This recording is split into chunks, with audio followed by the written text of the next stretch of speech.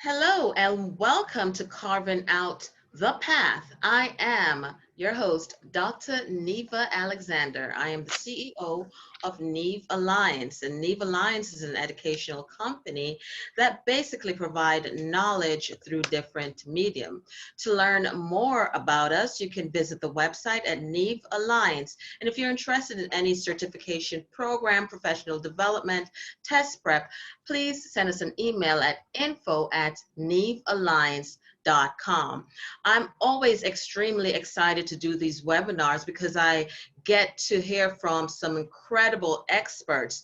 And today is just the same. I call her Dr. G, Dr. Corrinne Graham.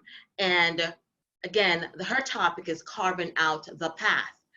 Now, Dr. G is the president of Graham International Consulting and Research Incorporated.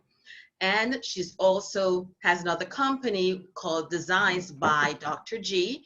It is a New York State certified minority woman business enterprise. And Dr. G has been recognized in 2018 by Small Business Services for 2018 and 2019 Woman Entrepreneur New York City. She's also involved in mentorship roles, which I'm very familiar with, and doing an extraordinary job. She's been recognized by Long Island Business News for the top 50 most influential women in businesses. She's received a Diversity in Business Award. She's also a philanthropist. I mean, her recognitions go way beyond. She's appeared in Huffington Post. She's appeared on the news. She's been in a Newsday on CBS 1010 When. Her credentials is top notch. And I would love to welcome Dr. G. Wow. Are you sure you're talking about the same person? I am Where'd you definitely. where'd you get all that bio stuff from?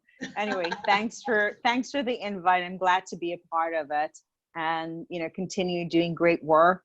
This is something I think more than if there's ever a time, there's always a time, but with the current crisis we find on planet Earth, talking about something about carving out one's path. It's nothing where it's fancy and not things that we've done, but it's something where you have to help people to kind of guide that possibility. It's kind of the tagline for our company too. I don't use it a lot, where it's transforming vision, guiding the possibilities. The possibilities are always mindless. And part of the other thing we talk about, I always like to start with is, two quotes. You'll find them a lot of places because I use them a lot, is the only limits are always those of vision. And if you don't risk anything, you risk even more. That sums it up in a nutshell. There's a book when I prepped a couple of my leadership classes or programs that I've done that I would recommend for a lot of individuals who haven't read it. The ebook can get it as well, or get it from the library for free with one of the audiobook is Staring by Starlight by Martha Beck. And I think in this current period we find ourselves, as we're going to navigate, whether as employees or entrepreneurs, I think that's a good little book to kind of motivate and incentivize us. So I don't know, I like to do Q&As about things that I'm talking about in general, and we'll take questions. I don't do presentations, so to speak, so we can, tell me how you want to proceed. But thanks for the invite, and I'm looking forward to sharing a couple of things that I think will help to charter the course ahead. Okay, Doc. So can you tell me a little bit about carving out the path? What exactly is behind the name? So if you think about it, when you were 8, what was it that you wanted to be? Let's, if you can remember 8, or think about 15 or something like that, or 13. What is it that you wanted to be? Okay, so when I was 8, what exactly do I want it to be? Yeah, one thing. It could be a couple of things, just one thing. Well, personally for myself, and guys, if you wish to participate in our webinar, please drop your statement or question in the chat or Q&A. All right, so you can just type it out, and Dr. G will definitely answer your question. So as far as when I was 8 years of age, I just knew I wanted to be successful. I didn't really look at, oh, I want to be a lawyer, doctor, or something. I just knew that I wanted to be recognized. Okay. So how did that transform in terms of your pathway to date? How do you see that? So how it is, so as far as where I'm at right now, yes, I've definitely, I guess, carved out the path for myself, in the sense where I have, I went my first degree, John Jay College of Criminal Justice. I studied legal studies, and I just knew it, in order for me to be successful, I had to complete college. That was the thought process, or that was embedded in me. After that, I went to do my master's in social science, and then my doctorate is in educational leadership. Based on my background, getting a degree identify, or just say that describes success. So that's what I've done, other than, you know, traveling and doing, you know, training outside the country, been, you know, to the Middle East, and some of these stuff, honestly, it wasn't like I planned, oh, I wanted to be in the Middle East, but it just kind of happened.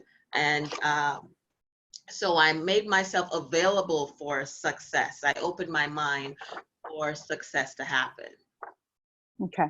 So one of the, when we think about just in general, everything that we know, one of the things I always, and I've learned, is we hear it, we've heard it often enough: image is everything, right? And we take it for granted. It's a very simple, straightforward statement. It can mean many different things. I've also heard in later years, we eat with our eyes. Now, this is not to say if you have any other sensories, such as for some individual, if they're blind, it may be feeling, you know, touch, or just sense of smell, different things. For most of us, we do. When you look at marketing, you think about anything and everything that you're doing. What is the sensory? A picture is worth 1,000 words, right? What gets you to buy?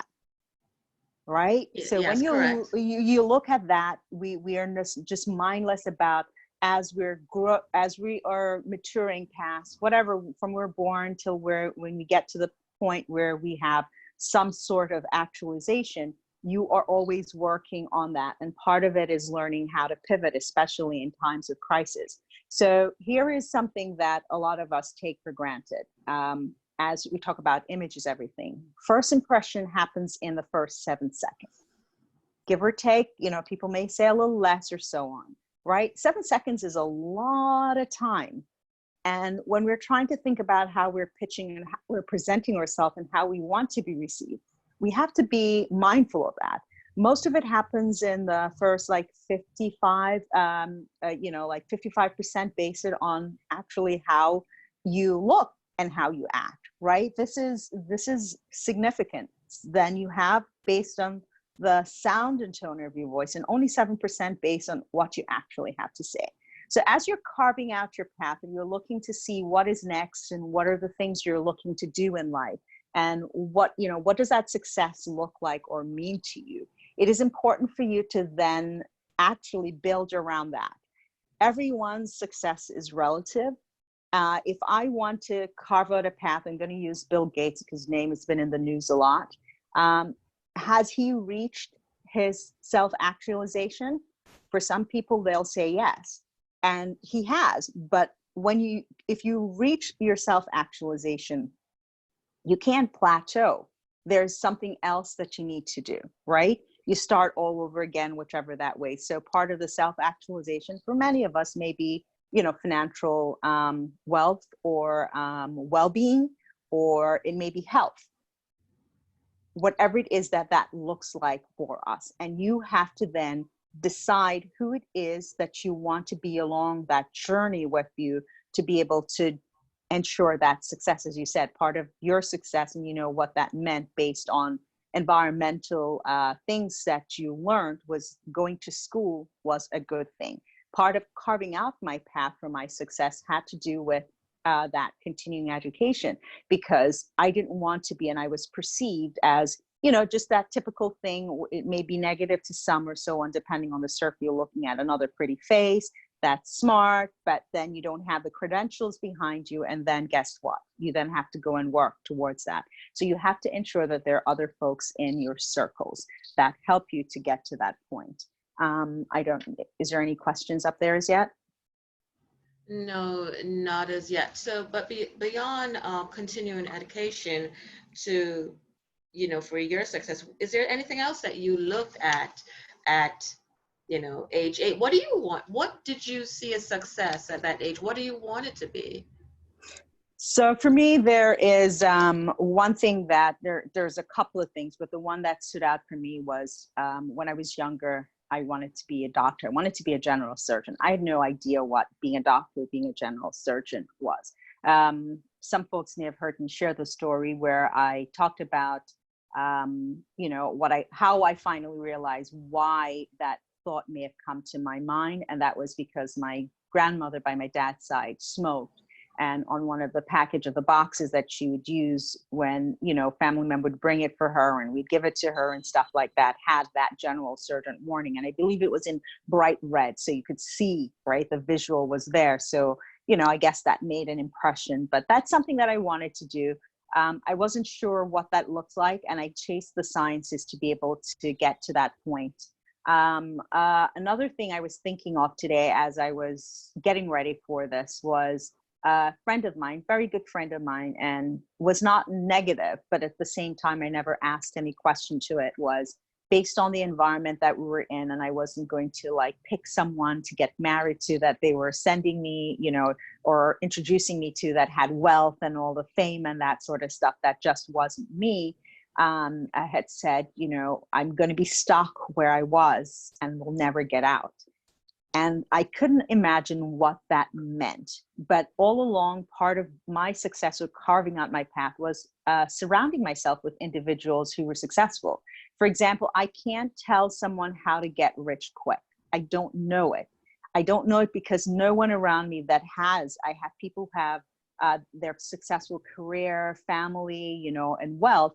None of them have ever shared or said that they got this, lucky break and or did something in the get rich quick. I have folks that I know of, but they're not a part of my circle that allows me to be who I am, right? Or to do the things that it is. So that's part of how my journey started. It's always wanting to learn and to know as much as I can to make me a better person so that I can add value. I am always in building my transferable skills. And that's a part of also carving out your path. What's going on today? How are you going to what's the next job opportunity? What is the next contract that you can be a part of? How are you preparing yourself to be able to get to that next level? And that's how you're part of how you carve your path out, right? The people who you need to be in that circle. It doesn't matter what it is. I think even when we think about the recent movie, I guess with those ladies in Hidden Figures, right? They had to carve out what their role was, right? To get to where it is so that all of us could benefit from what it is today. Thank you so much. There's someone that raised their hand, Betty, right? I'm going to unmute that she can ask her question. Betty? Okay. Just bear with me, unmute. I click unmute. So sometimes I guess it's I've had the hiccups of either unmuting, maybe she was just waving, or maybe she wanted to type her question in. So then this way, if she's not able to we can't get the microphone, it's part of that working to look at that. So now some Okay, of the she typed it challenges. out. Yeah, she typed it out. So, Dr. G, you mentioned self-actualization. Please elaborate. Also, when a child is reared in a negative environment and without parents, how can she or he can pursue, the right path? All right. So let's take the first part, I guess. So we can think about let's use the Oprahs of the world. I used Bill Gates before, or the Warren Buffetts of the world. I use Bill Gates because he's out there with a number of different things, and he has a couple of things that I guess that are not necessarily positive that's going against him, but it doesn't matter. I look at someone who's built Microsoft from where it is, where they started. When you think about technology, when they started to where it is today, they're a part of that. And prior to them, there were others that start and lay that foundation. When Bill retired out of, his C-suite, what did he went on to do? He started his next path, his next self-actualization, the Maslow hierarchy of need, where you want to be. We're all striving for that self-actualization. And some of us will get there, it will take our entire lifetime. And few of us will have an opportunity to do that maybe 2 or 3 times, right? He is now on a path where it is that he's looking to either advance, what is happening for the human race or other nations. That can be looked at again. I know people talk about it, there are negative components to it, but he's a philanthropist. That's mostly what he spends most of his wealth on doing, research and giving back, whichever way it is. So that means after he achieved the goal of having his family and having his financial success, he then went on to something else, right? So that's where it is for me in my journey. My self-actualization I'm hoping that will continue to the point where after I have whatever those successes are for me, whatever part of the journey, I have a number of things I want to achieve. I am living part of my self-actualization, but not fully, right? So I'm still in that moment of where I want to be. I want to be, I say this often, and maybe in a way that I'm being a little silly, or I guess, is I want to be a multi-billionaire, right? But if that never comes, I know it's not the end of the world. I'm also wanting to help to change or to charter the course or help to carve out the path for others. So that takes us into the other part of the question. How do you do it? And I think you have to become part of what I do is I give back. My give back is to the community, and nothing is too great or too small as long as I'm able to, right? It's my job. I don't ever hear, you've heard this, people, your behavior, people mirror behavior without you looking at it. And we go back to images, everything, right? So if you want to send a positive message to anyone, you have to kind of live that out to show them that there are opportunities for them. One of the things I do is when I go to, for example, the schools, I will do career fairs and I ask for questions. I don't want to go in and share with them the same things. Most of the times they've not heard what you're sharing, but I give them an opportunity to ask me questions and put it in an environment where when someone can say, I want to achieve all of this, but I have an environment where I'm told I am not enough, or, you'll never amount to anything. You're stupid for thinking this or for doing that. And I think that's what we have to do. We have to take ourselves. We're in a period of storytelling. So you have to, as you're carving out your own path, you have to make sure that you're leaving a pathway and that you're also helping others to see it so that they have something to follow. They may not follow exactly the same. If I want to be Oprah, my pathway is not going to be exactly the same, but I can see the things that were how she did it and so on to ensure the successes. Hopefully I answered the question. Thank you, Dr. Jimmy. I believe Betty is on mute. I think on her section she was mute. I just would like to say, if anyone want to ask any question, it is okay. You're not going to be on video. It's just audio. So just in case, don't worry. So Betty, can you hear me?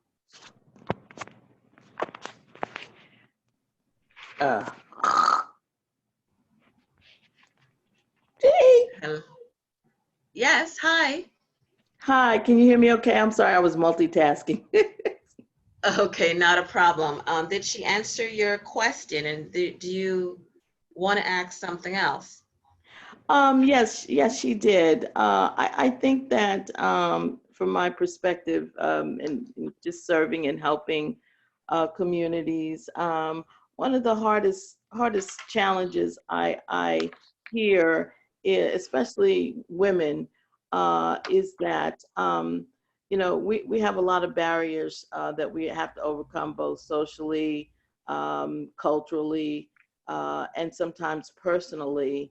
And so the ultimate self-actualization in terms of the highest form of oneself, reaching that pinnacle or that level, it seems insurmountable, or it seems like it's just a, a, a mountain that's not attainable.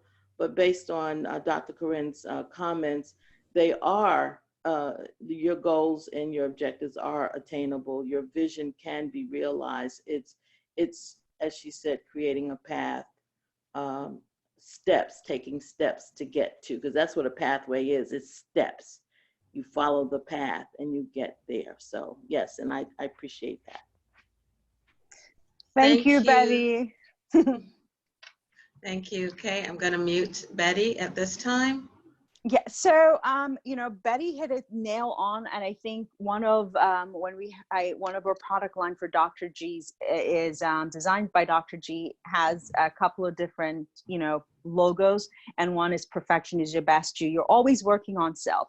If I think for a moment that I have that I'm 40 or 35 or 25 and I have made it and I've done all the good I have in the world, life will show me that that's not true. So therefore, we're constantly on a journey, and we're always constantly having to carve out the pathway. Like, for example, now some of the challenge for some people is inability to fund retirement. So think about just what just happened with this recent pandemic, and for people who are retiring or have retired right in this little pickle, starting a new career, because that's what's going to happen with a lot of other individuals, returning to school or becoming an entrepreneur. You have to plan, and you have to get folks around you. If you don't say to them, if I don't say to Betty or to Neva or anyone on the call that I'm familiar with, listen, this is what's happening. Let's see, what are some, and it's suggestions and it's recommendations. And we can't beat ourselves up. We're very good at it, right? It's okay to do the negative to help to push us. But I think it's also always surrounding yourself with individuals who are always going to, I use this, it's going to sound cliche all the time, that upgrades you.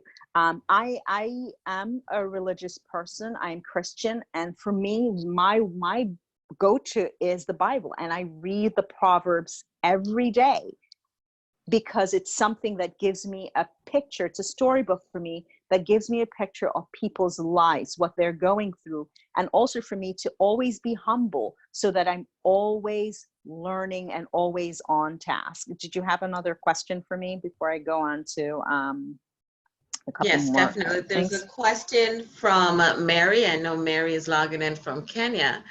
And her question is, what can you say about procrastination and how it affects one's success, especially when one is clear about what they want to achieve, yet you're not progressing as you would want? So, hi, Mary, and thanks for joining all the way from Kenya. How exciting. I think we're all guilty, whether or not we want to, no matter how much we want to, I guess, admit to it, we procrastinate. And I think the thing to help with procrastination is planning and continually doing. I procrastinate. And I procrastinate when I have a couple of things that are not really coming together, or the team's not pulling what they need to together. I find that for me, it's just refocusing on one task at a time. And even if it's taking the smallest, one of the things when they tell you when you're doing problems, take the easiest task and take it off your list. Because if it seems like it's a mountain or an elephant that you have to deal with, that's kind of the only way that you're going to do it. And you have to have a strategy for that. And I think always find things, if you're a little idle and your mind's not there, find the things that motivate or incentivize you. For me, sometimes, for a lot of the times too, outside of reading, as I said, with the Bible, or, you know, doing research and always like looking out there for additional information, so I'm learning, is dancing and listening to music. It doesn't matter what it is, because even in that moment, I'm thinking, I'm listening to words of songs that I never knew the words before, and thinking about what that means. So I think procrastination is not a negative thing. Some of my best work, when people would say it's part of being creative, is somewhat procrastinating. I don't want to give something that is not worthwhile, or it's not going to live up to a brand that I want. So I think having some structure and being somewhat organized does help. And pick one little fruit at a time, so that you're taking off things off your list, and be excited about that. And just look at things that will help to re-energize you. If it's talking to someone, or, you know, just going out to coffee, just make the time to kind of build back, because sometimes that encouragement helps. Hey, Hopefully I thank you. answered that question. Yes, and there's a saying, Dr. G, I don't know if you know it, it says procrastination is the assassination to motivation, right? So whenever I feel the need to procrastinate I just think about that, you know, and just keep moving. Another question I have for you, Dr. G, since we have individuals from different parts of the world logging in, carving out a path. Sometimes do you think it's a little easier carving out a path in a first world versus a third world? What are your thoughts? That's a really big question for me. So I'm not even sure how we're going to answer that. But I think here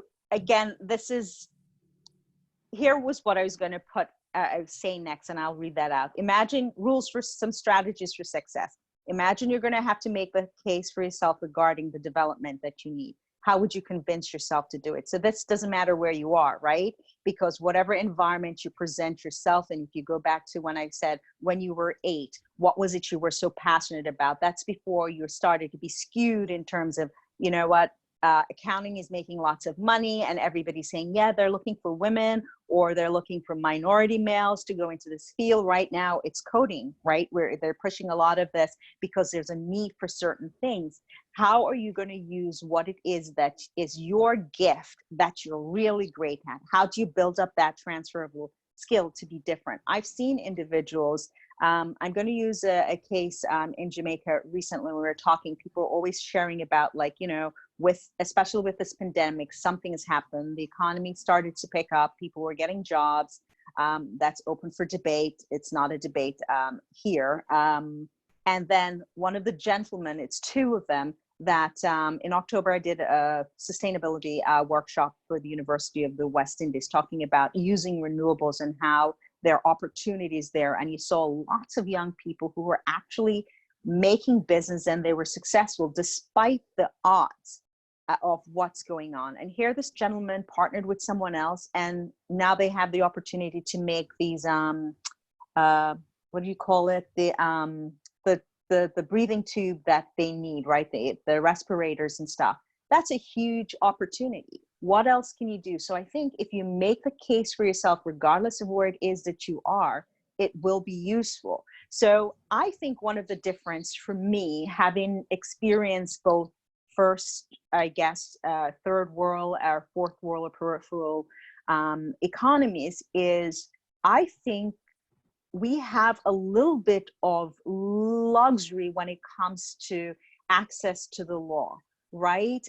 We don't always have that, even in first world countries, but you have the ability to say that, you know what, you can sue for something, or you have a right, and if you have the funds, or not just the funds, if you network, you can build relationship where you can ask people these questions. Listen, this happened, it's a really bad thing. How do I solve it? So I think that helps a lot for me because it gives me a little bit more opportunity that I do have a say and that my safety does matter. I think a lot of times safety becomes an issue in developing countries with what individuals are doing. But I think you can be successful anywhere. You just have to know what that means and vary what it is that you're looking to do and find mentors. I think indirectly, I had mentors when I was growing up that helped to carve as I was carving out my path. And the type of mentors it were people who were in business for themselves or C-suite executive.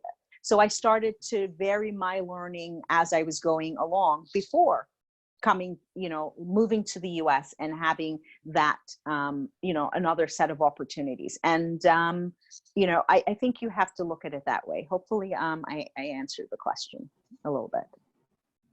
Yeah, thank you so much, Dr. G. And I've got an email question.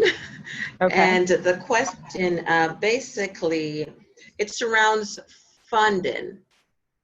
Mm-hmm. So basically the question is, we cover out your path, but in the business setting, in order for you to kind of grow your business, you need funding. In your experience, what are some of the things that can assist in the growth when it revolves around funding?